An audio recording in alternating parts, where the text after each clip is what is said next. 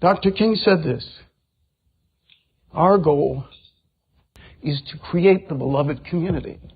And this will require implementing not new teachings or changing your particular religion or ethnic group or anything that you are, but actually going to the depths of who you are and living it. Then you look to the great wisdom traditions of the world and affirm humanity's collective wisdom and our emerging neuroscience, which is supporting the insight that everything we think and do feeds back and creates new pathways in the brain. New York cab drivers, London cab drivers have huge spatial memories. You go out and learn a new language, they can show you on a CT scan. They hook up the great meditators from the Tibetan tradition or from the Franciscan nun tradition, and guess what? When they ask them to pull the cord while they're taking pictures of their brains when they're in deep meditation, the same area of their brain lights up no matter what tradition they're from, and they all say they are experiencing oneness with the whole, oneness with God, oneness with existence. It's just words, folks.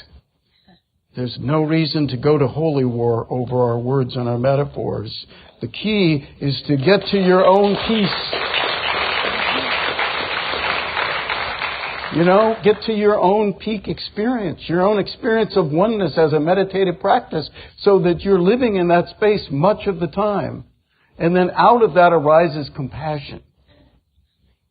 And if, in fact, it is the most pivotal time in history now, after 2,500 years of all of those teachings, if now we are really up against it in terms of climate change, weapons of mass destruction, poverty, hunger, racism, and particularly the absolutist, fundamentalist, extremist mind that knows that it has the only truth, that knows that its way is the only way, that knows that it can hate on behalf of its commitment to whatever it's calling the absolute.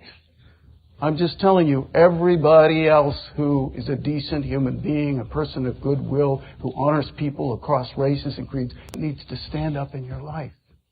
We are needed to counteract the effects of extremism. We are needed to counteract the effects of global warming. We are needed to counteract the effects of hatred.